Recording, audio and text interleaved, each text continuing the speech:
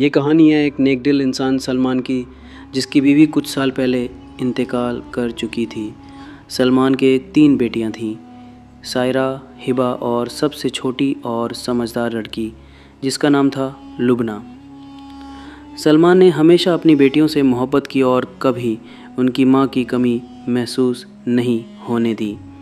वक्त के साथ तीनों बेटियां बड़ी हो गईं, घर के कामों में पिता की मदद करतीं और उनकी हर ज़रूरत का ख्याल रखतीं। इसी गांव में एक बेवा औरत शामिमा रहती थी, जिसकी एक बेटी थी नाहिद। शामिमा की आदत थी कि वो रोज़ किसी न किसी के घर कुछ न कुछ मांगने जाया करती।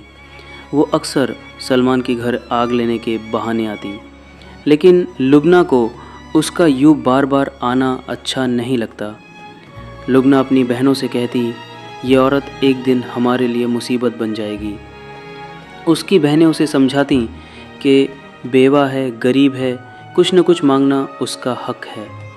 लेकिन लुबना की आशंका सच साबित हुई। दरअसल जब सलमान काम पर जाता, शामिमा उनकी गैर हाजिरी में खाने में राख मिला देती। सलमान को खाने में बदलाव महसूस हुआ, लेकिन उसने अपनी बेटियों को शक से नहीं देखा। एक दिन वो छुपकर देखने लगा और उसने अपनी आँखों से देखा कि शामिमा राख डाल रही है। गुस्से में आकर सलमान ने उस औरत से सवाल किया तो उसने झूठे प्यार और बातों से उसे बहला दिया।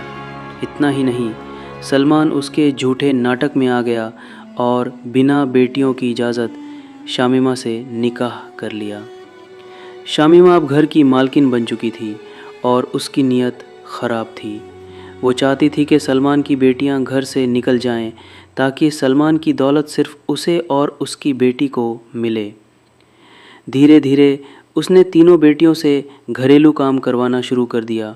भूखा रखना, जलील करना और सलमान को उनसे दूर करना उसकी चाल थी। बेटियां हर वक्त दुखी रहने लगी। एक दिन तीनों बहनें जंगल चली गईं और एक दरख्त के नीचे बैठकर रोने लगीं। तभी वहाँ से एक अल्लाह वाले बुज़ुर्ग का गुज़र हुआ। उन्होंने लुबना की दुआएं और बातें सुनी और उन्हें अपनी झोपड़ी के बाहर लगे अनार के पेड़ से अनार खाने को कहा। अनार इतने रसीले थे कि तीनों बहनों का पेट भर गया। वे रोज़ वहाँ जाकर खाती, लेकिन जब सौतेली माँ को इसका पता चला तो उसने सलमान को झूठ बोलकर उस दरख्त